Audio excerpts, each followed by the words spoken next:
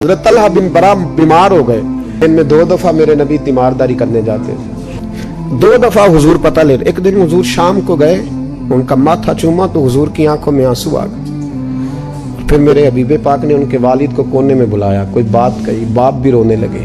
حضور نے پھر پیار کیا، چلے گئے۔ حضرت طلحہ اپنے ابا جی سے کہنے لگے حضور کیا کہہ کے گئے؟ کہا بیٹے کچھ نہیں۔ کہا نہیں مجھے بتائیں، کچھ نہیں، رشتہ ہی بڑا نازک، نہیں بتائیں۔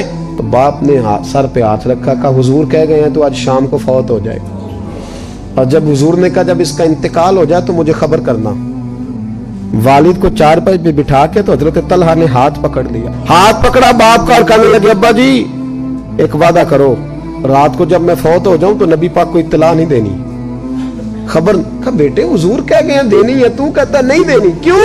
عاشق نزاکت جانتے ہیں، اگرچہ 12-14 سال عمر تھی پر عشق پکا تھا نا، نزاکت سمجھتے تھے۔ کہنے لگے ابا جی جن گلیوں سے حضور نے گزر کے آنا ہے وہ یہودیوں کی گلیاں ہیں، ایسا نہ ہو میرے جنازے کی خاطر حضور گزرے اور کوئی میرے نبی کو تکلیف دے دے، اس لیے خبر نہیں کرنی مصطفیٰ کو، آپ جنازہ پڑھ کے دفنا دینا۔ رات کو انتقال ہوا، باپ نے جنازہ پڑھا، دفن کیا، سارا کچھ جاننے والے رسول آئے، کہا مجھے بتایا کیوں نہیں؟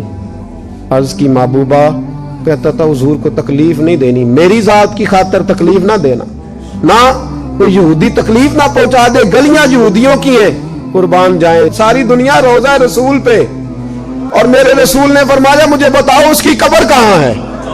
ساری دنیا روضہ رسول پہ اور نبی پاک اس غلام کی قبر پہ کھڑے آنسو بہہ رہے ہیں۔ صحابہ کہتے ہیں ہر قبر پہ دعا یہ ہوتی تھی یا اللہ قبر کشادہ کر دے، یا اللہ اس کا حساب آسان کر دے۔